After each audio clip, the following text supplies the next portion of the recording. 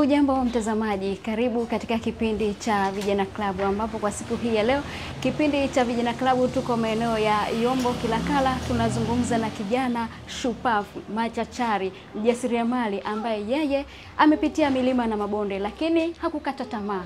Amegeukia upande wa pili baada ya kuona upande wa kwanza kuna changamoto ambazo zimetokea. Je, unataka kufahamu ni nani huyu? Salia pembeni ya runinga yako mpaka tamati ya kipindi hiki.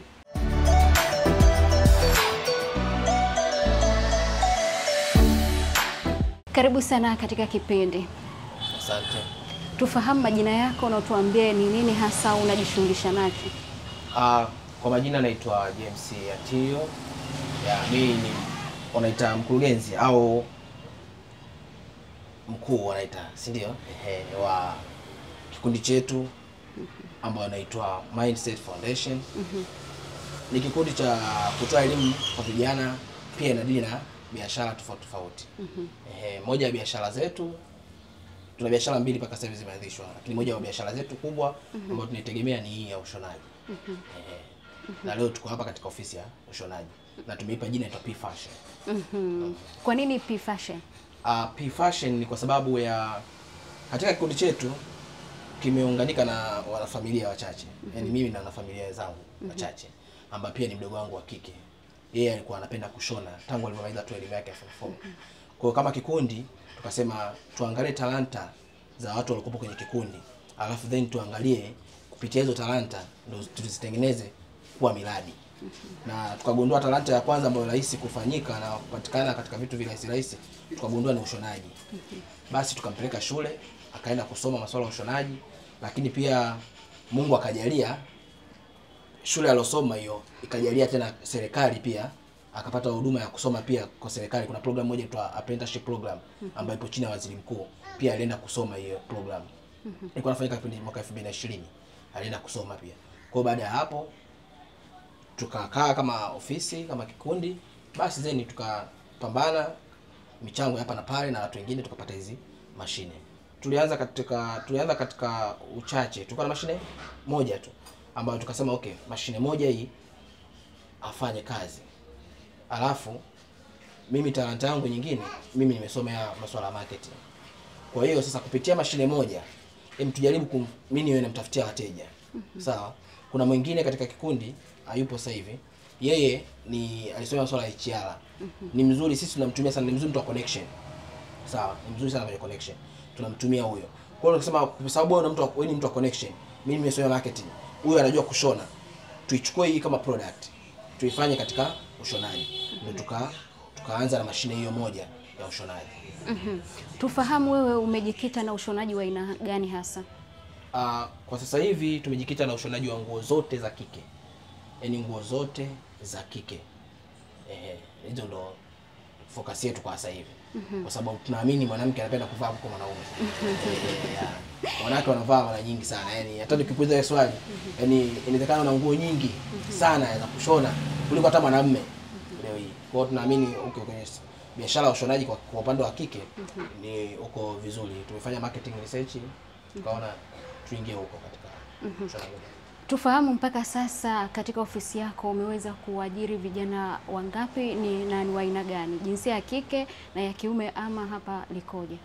Mpaka sasa hivi tumefanikiwa kuajiri wasichana 3 ambaye ikiwa kiongozi wao huyo Priska. Hiyo P Fashion maana huyo mdogo wetu anaitwa Priska. Kwa hiyo tumeajiri vijana 3 na yeye akiwepo yeye kama ambaye ndio organizer, wako 4. Kwa maana yake wao hapo pale na ni wa kike tu. Kwa sasa hivi hatujabahatika kupata wa kiume, labda pia kwa sababu hatujafanya matangazo baada ya research kwamba tunahitaji labda hivi, tunahitaji hivi. Kwa sababu kwanza tumeanza ndio muda mrefu, lakini sasa hivi tumepata mashine hizi. Bado hatujasema kwamba tuongeze idadi au wigo mpaka kwa wanaume, ila tunaamini tutafanya hilo kitu. Siku moja tuchanganye wanaume pia wanaoshona nguo za kike. Alafu pia wao baadaye tutapata wanaume wanaoshona nguo za kiume. Lakini kwa sasa hivi focus yetu ni nguo za kike. Ni kipi cha kipekee ambacho unaamini kwamba unakifanya kwenye ushonaji wako ili kuweza kuwini soko la ushindani, tukitegemea sasa kuna ushindani wa ushonaji eneo hili la Kilakala? Kwa eneo ambalo tumelitarget sisi kama biashara, kuna washonaji wengi sana katika eneo letu. kuna changamoto hizo ya washonaji wengi, lakini sisi kitu kimoja tu ambacho tulichokiwini ni kitu kimoja, ni kuhakikisha cha kwanza tuna mashine zote za ushonaji. Cha pili, kufanya delivery on time. Yaani mteja akisema anataka nguo yake ndani ya siku 2 na anaipata kweli, kwa sababu hatuna kisingizio. Tuna mashine aina zote, yaani kila kitu kinafanyika hapa mpaka nguo imekuwa finishing. Hauwezi kutoka hapa kwenda kwa mafundi wengine. Maana zamani wakati tuna mashine moja ilikuwa unashona nguo hapa, unatoka hapo unaenda sehemu nyingine kumalizia baadhi ya mambo. Lakini sasa hivi kila kitu Mungu ametujalia tunafanya hapa hapa. Kwa hiyo pia hiyo imekuwa rahisi pia hata sisi kwenye ushindani wetu, hata wale ambao wanashona hawaendi mbali sasa kwenda kumalizia hiyo vitu, nakuja hapo kumalizia. Yeah. Nifahamu ni nguo za aina gani unashona, ili hali umesema kwamba umedili zaidi na wanawake, na tukifahamu kwamba wanawake tuko katika rika tofauti, unashona nguo za harusi, za maofisini ama nguo za shule za watoto wa kike, tufahamu hilo. Ya, kwa sasa hivi tupo katika ushonaji wa nguo hizi tunaita za kawaida hizi, ambazo kama utapata picha baadaye tutaziona kama za kawaida hizi, za vitambaa za kawaida, vitenge, sawa. Kuna hizi za official za maharusi, lakini sio zile za kama mashela sio nini. Kwa sababu hizo kama mashela, huyo anayesimamia wa kituo hichi ndo anajifunza. Ameenda shule, tunataka anakaribia kuanza VETA, ajifunze baadhi ya hizo nguo za maharusi, zile specialist kabisa zile za maharusi, na nguo nyingine ambazo za kisasa kabisa ajifunze, ili bado tuweze kumiliki katika upande wa nguo za kike zote. Pia tunahudumia watoto wadogo wa kike, tunashona nguo za watoto wadogo wa kike, vijana na wamama. Ingawa kwa sasa hivi soko kubwa lipokuwa watoto na wamama. Vijana wachache sana wanapenda kushona sana nguo, lakini wamama mara nyingi wanashona nguo, hasa katika upande wetu wa Kilakala. Ni yapi mafanikio ya hii kazi unayofanya tofauti na ile ambayo ulikuwa unafanya awali? Ya, mafanikio, cha kwanza imetatua tatizo la ajira. Sawa? Imetatua tatizo la ajira. Mimi nimesoma marketing certificate. Sikuwahi kupata ajira. Na nikawa nafanya, kuna kazi nilikuwa nafanya unaikumbuka, ya ile taasisi. Kwa sababu nilisoma pia TOT, Train of Training, kwa tulikuwa nafanya training za ujasiriamali za wakina mama. Lakini baada ya corona ile ofisi tukafunga kwa muda. Baada ya pale tukawa hatuna ajira. Lakini kupitia hii biashara imenifanya pia kutumia ile training yangu ya marketing nilosoma chuo. Kutoka kuajiriwa kwenye kampuni nyingine, nikawa nimeajiriwa huko. Kwa mimi ni mfanyakazi pia wa hii. Kwa hiyo imenisaidia mimi kupata ajira. Sio mimi tu, pia hata huyo mdogo wetu tulimuona naye amepata ajira. So yeye tu, pia kuna vijana wengi ambao watatu wamepata ajira kupitia hii. Maana yake kuna familia nyingi sasa hivi, familia kama 4-5 zinanufaika kupitia hii biashara. Na pia tunatarajia Mungu akituongezea tuongeze vijana wawe wengi. Tatizo la ajira limekuwa kubwa sana sasa hivi. Kwa maana yake naamini sisi tukiendelea kufanya kazi zikawa nyingi, vijana wakaongezeka, pia at least katika eneo letu la Kilakala na wengine watakaotoka sehemu nyingine watanufaika kupitia hii project. Unafikiri ni kitu gani ambacho kinasababisha vijana wengi wa Kitanzania wajasiriamali katika nyanja tofauti tofauti wanashindwa kuwika kwenye soko la ushindani? Ya, cha kwanza kwenye soko la ushindani,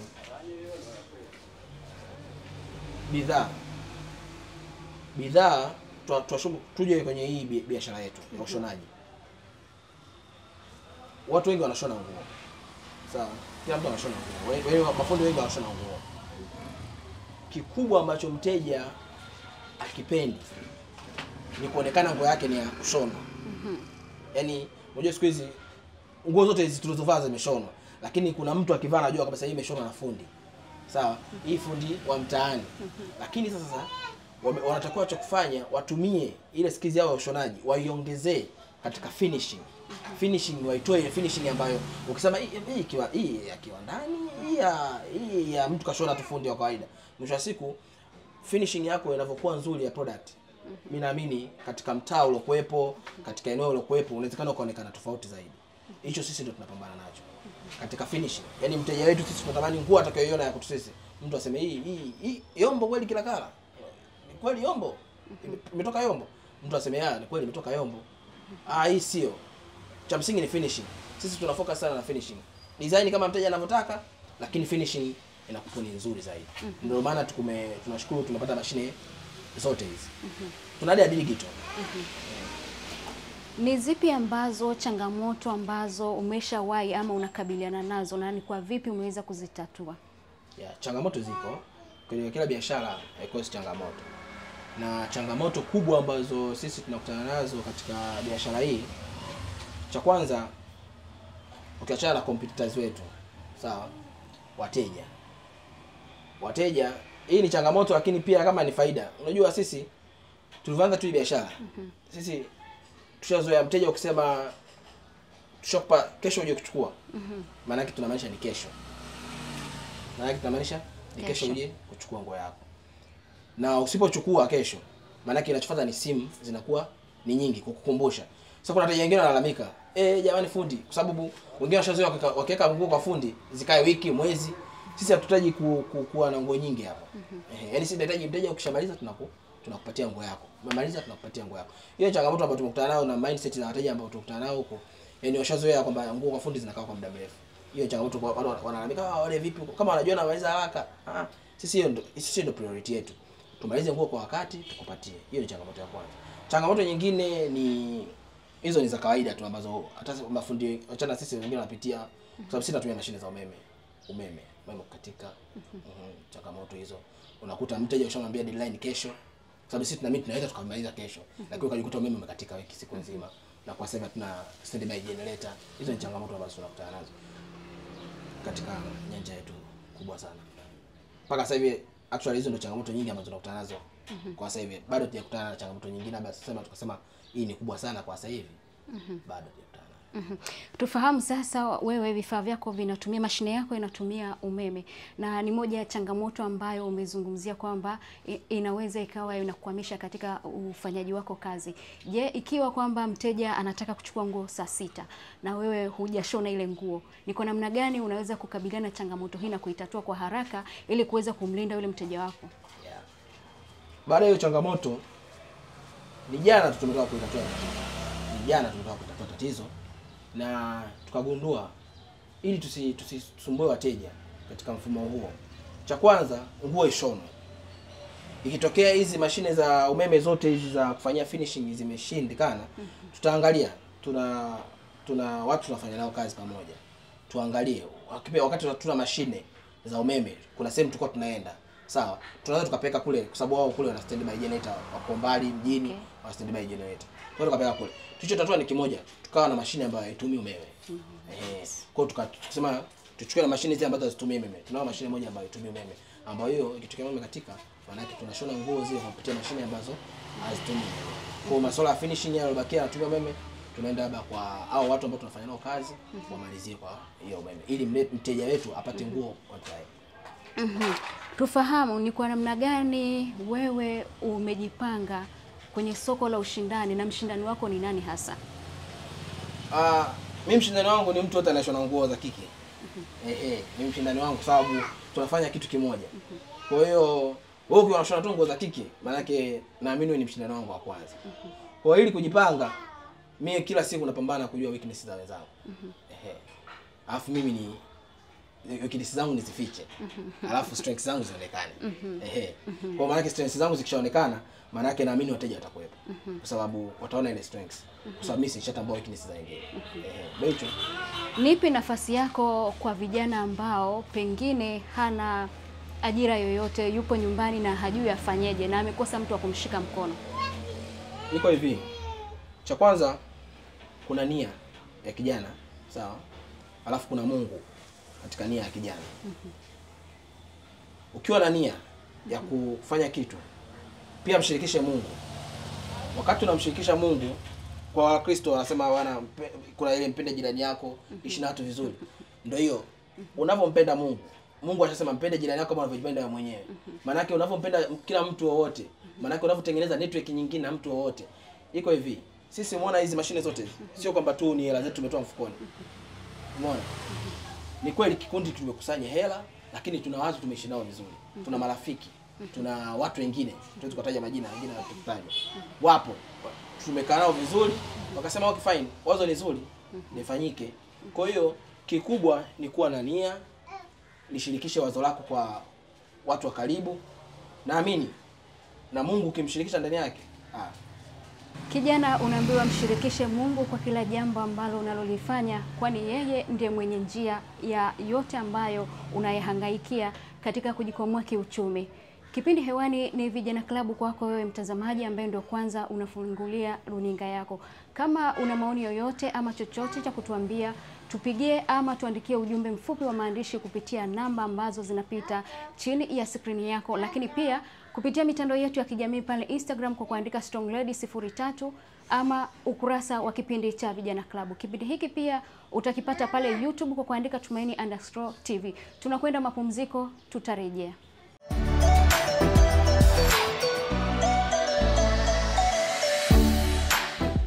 Na mtazamaji, baada ya mapumziko hayo mafupi, tunaendelea na mazungumzo na kijana James Atilio. Bwana James, ndio. Swala la mtaji limekuwa ni changamoto kubwa kwa vijana wengi. Tufahamu wewe ulianzaje kupata mtaji, lakini pia una kipi cha kumwambia kijana ambaye anahangaika ajue afanye nini? Kama nilivyosema mara ya kwanza, nia. Sawa, nia kumshirikisha Mungu. Sawa. Kwa hiyo sisi tulikuwa na nia. Tuna nia.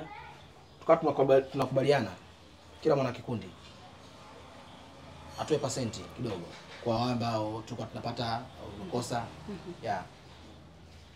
Ndio tukabahatika kununua hiyo mashine ya kwanza ya kushona. Lakini ndio kama nilivyokuambia, unapoishi na watu vizuri na Mungu umemshirikisha vizuri, basi kuna watu, baadhi ya watu tunatoka tunashirikisha idea yetu. Wateja wetu pia tunaambia bwana, nguo tu bwana, nguo imeshona vizuri alafu tunasema mashine moja. Kaba ndo hicho tunachokitegemea. Tuna mashine moja lakini cha msingi haionyeshi kama tuna mashine moja. Akasema okay, sawa, wazo zuri. Tukawa tunafanya fundraise kadogo dogo kwa marafiki, watu ambao tunawafahamu. Mungu akajalia katika marafiki na hela ambazo tulizoziweka, ndio tukabahatika kununua hizo mashine zote tunazoziona. Lakini cha kwanza ilikuwa ni nia, kumshirikisha Mungu na kufanya hiyo upande wa kuweka hela. Mitandao ya kijamii inayosababishwa na ukuaji wa teknolojia imeathiri vipi kazi yako unayoifanya?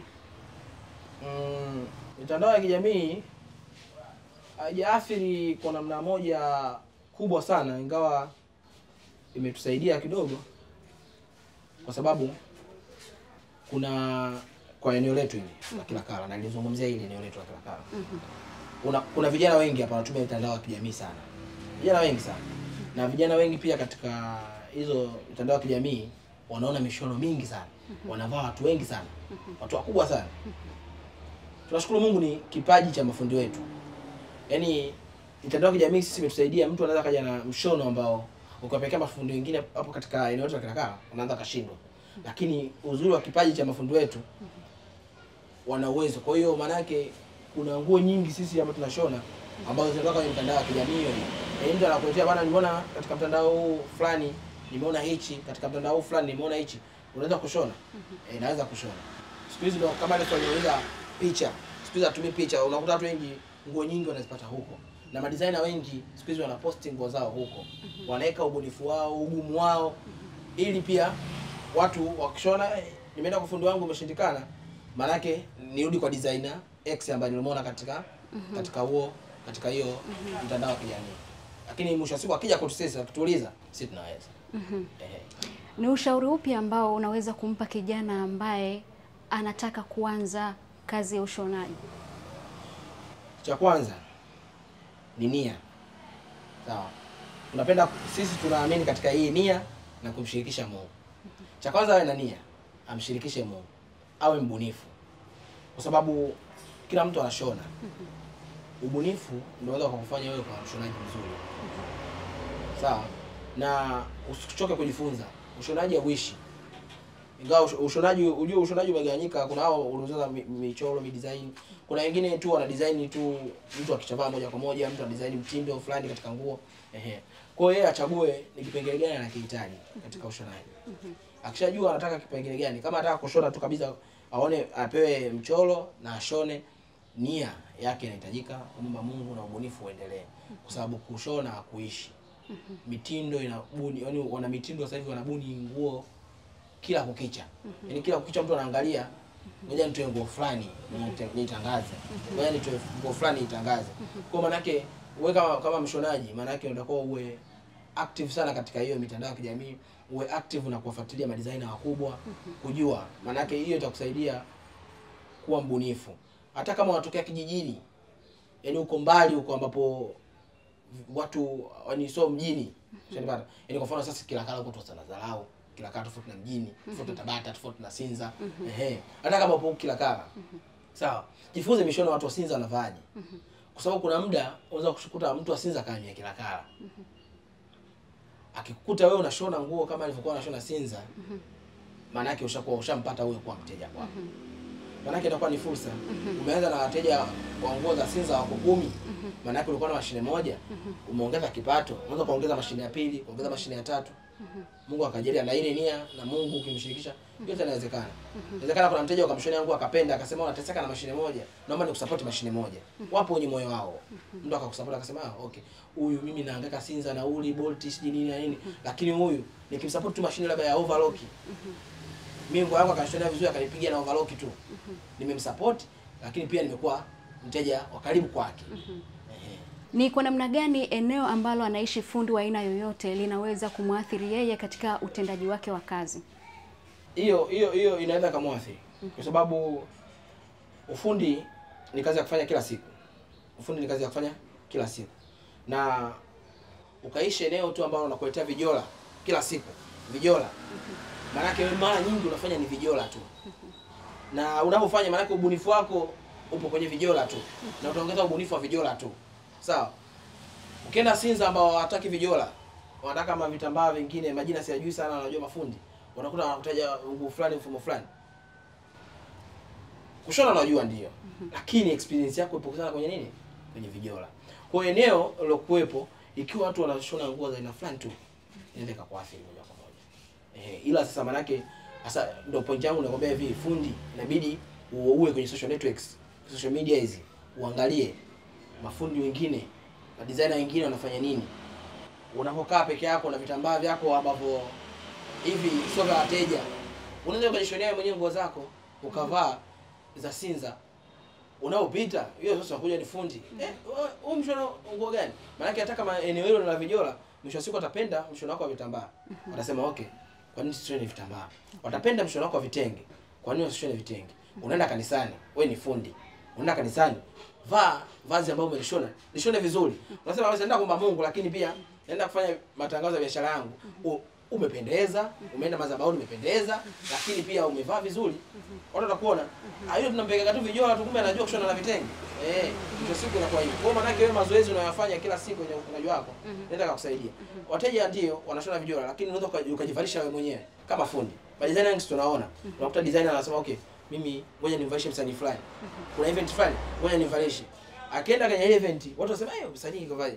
Naye atasema tu, sababu kavalishwa bure. Na hii nimevalishwa na P Fashion au nimevalishwa na mtu fulani. Madesigner wengi wakimdesign ya mtu nguo, gharama pekee anayolipwa ni kutajwa. Yaani nishakudesign, nishakuvalisha nguo, unaenda kwenye event fulani, hujalipia hata 100.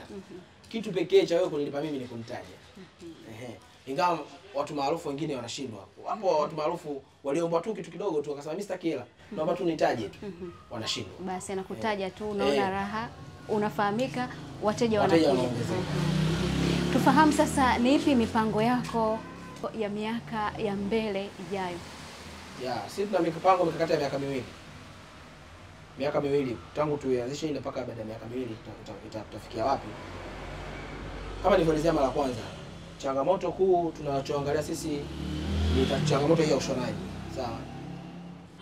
Na tumeifungua eneo hili la Kilakala, eneo hili tulokuepo, kwa sababu tuliona kuna changamoto ya ushonaji. Ingawa mafundi wako wengi, ila changamoto kuu tuliyoiona sio mafundi wote wamekamilika kwa mashine. Umeona? Kwa hiyo sisi tukasema okay, tupeleke pale mashine kila kitu. Na sisi tunajua kushona. Yaani hiyo ni nguvu yetu kwenye kushona, tunajua kushona. Tupeleke mashine nyingi, tupeleke mashine za aina zote, tushone. Cha kwanza tunakuwa tumetatulia wateja, yani watu ambao hawajui kushona, walete nguo zao. Haijalishi zimetoka kwenye social networks, zimetoka kwenye nini. cha msingi wewe lete nguo, cha msingi wewe ya kike tu. Sisi tunashona. Alafu kingine mafundi hao ambao wako katika hii eneo letu tunawapunguzia mzigo wa kutokwenda tandika huko mbali. Wao wanamalizia vitu vingine kama kuongea sio vifungo kufanya nini, wao wanamalizia hapa. Fanya piga baby lock, piga maroki, piga nini, wao vitu wamalizia hapa. Kuna mtazamo ambao umejengeka kwa baadhi ya jamii kuhusiana na mafundi kwamba mafundi ni wale wale. Hebu zungumza na jamii inayokutazama kupitia kipindi cha vijana kuhusiana na mafundi. Mafundi sio wale wale. Cha kwanza, mafundi sio wale wale. Mafundi siku hizi wamebadilika. Mafundi siku hizi wanabadilika kulingana na mabadiliko ya nchi yanavyoendelea. Mabadiliko ya dunia yanavyoendelea na mafundi pia yanabadilika. Siku hizi mafundi tuna focus sana na mteja nini anakihitaji. Sawa? Sio sisi nini tunakihitaji kwa mteja. Mteja anachokihitaji sisi tunakideliver kama mteja alivyokihitaji. Ikitokea mteja alichokihitaji kina mapungufu kidogo, tunamshauri pia. Bwana, kwa nini usifanye hivi na hivi, itakuwa nzuri zaidi. Tukipata ile mutual understanding, tumeelewana, basi tunamtengenezea na kinafanya vizuri sana. Lakini sio kila fundi ni fundi yule. Kwa mfano mafundi ujenzi wana jina lao, watafundi Juma, fundi Michael. Sio kila fundi ni fundi Michael. Ila siku hizi mafundi wanasoma, kuna hizo fursa za kiserikali, umeona? Hizo serikali, ofisi ya waziri mkuu inatoa fursa kwa vijana. Hata wengine wameanza Jumatatu iliyopita hii wanasoma. Fursa kama hizo zipo, mafundi wanasoma siku hizi. Kuna vyuo vingi wanafundisha siku hizi usasa, ufundi wa kushona kisasa. Kwa sababu watu wanavaa kisasa. Dunia sasa hivi imekuwa kiganjani. Mtu anamuona msanii kutoka Ulaya amevaa nguo fulani naye anatamani avae akiwa Tanzania. Fundi atakuwa ajue ni nguo imeshonwaje, inafanyaje. Kwa siku hizi dunia imebadilika. Kwa mafundi nao pia wamebadilika. Nikupe nafasi ya mwisho kabisa kwa watazamaji wakupateje? Kwa watazamaji sisi watupate, sisi tuko Yombo Kilakala. Sisi tunapatikana katika mitandao ya kijamii. Sawa. Sana sana TikTok. Sababu TikTok sasa hivi inashindana vijana wengi. Wanashinda huko, watu wengi wanashinda kwenye TikTok. Kwa tunapatikana kwa TikTok kwa jina la P Fashion. Pia tunapatikana kwa namba za simu za 0789 10 32 45. Pia tunapatikana Dar es Salaam. Kwa watu wasiofahamu, tuko Dar es Salaam, wilaya ya Temeke, katika kata ya Kilakala. Eneo linaitwa barabara ya Mwinyi. Ndio tuko hapa tunafanya hizi shughuli zetu. Karibuni sana kwa kushona.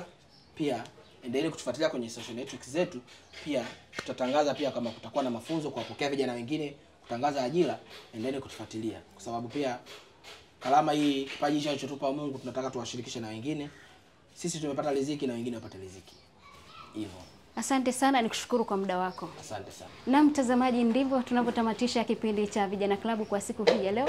Kama una chochote cha kutuambia kuhusiana na kipindi hiki, lakini pia kama ungependa kipindi hiki kifike eneo lako na kuweza kufanya kipindi kuonyesha Watanzania kile ambacho unachokifanya, tutafute kupitia namba zetu zinazopita chini ya screen, lakini kupitia mitandao yetu ya kijamii kwa kwenda pale Instagram kwa kuandika Strong Lady 03 ama ukurasa wa kipindi cha Vijana Klabu. Lakini kipindi hiki utakipata kupitia mtandao wetu wa YouTube kwa kuandika Tumaini_TV.